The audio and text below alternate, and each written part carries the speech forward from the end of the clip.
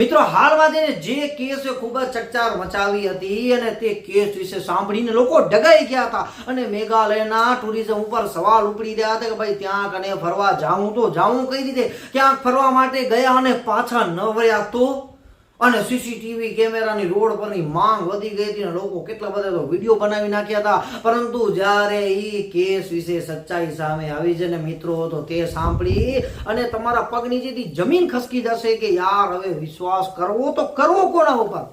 મિત્રો રાજા રઘુવંશી કેસની વાત કરીએ તો ઇન્દોરના મોટા ટ્રાન્સપોર્ટર છે અને તેના સોનમ સાથે મિત્રો 10 મેના દિવસે લગ્ન થયા. 20 મેના દિવસે જે આ કપલ છે હનીમૂન મનાવવા માટે મેઘાલય જાય છે.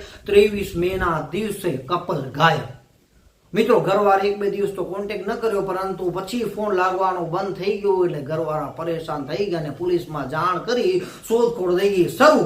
અને 2 જૂનના દિવસે રાજા રઘુવંશીની લાશ મળે છે. ત્યારે ખબર પડી કે રાજા રઘુવંશીની હત્યા થઈ ગઈ છે, ચેન બેન ગાયબ થઈ ગઈ છે અને હજી સોનમ છે લાપતા છે. અહીંયા કને ઇન્દોરની પોલીસ પરેશાન, ત્યાં કને મેઘાલયની પોલીસ પરેશાન. અને મિત્રો 9 જૂન એટલે આજના દિવસે ખબર પડી કે આ હત્યા પાછળ બીજું કોઈ નહીં પરંતુ મેઘાલયના ડીજીપી નું કેવું છે કે આ હત્યા પાછળ છે ને એની વાઇફ સોનમ જ જવાબદાર છે. મિત્રો સોનમે જે ઉત્તર પ્રદેશના ગાજીપુરમાં સરેન્ડર કરી નાખ્યું છે અને બીજા 3 આરોપી પકડાઈ ગયા છે અને હજી 1 આરોપી છે ને ઈ લાપતા છે. એટલે મિત્રો હવે કેના ઉપર વિશ્વાસ કરવો યારે?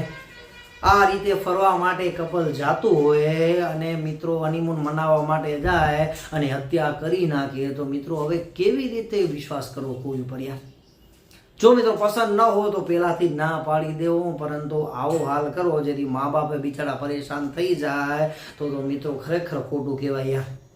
બહુ જ કપરો સમય આવી ગયો છે એટલે કોઈ ઉપર હવે વિશ્વાસ કરી શકાય એમ નથી. હવે જોઈએ આગળ શું થાય છે.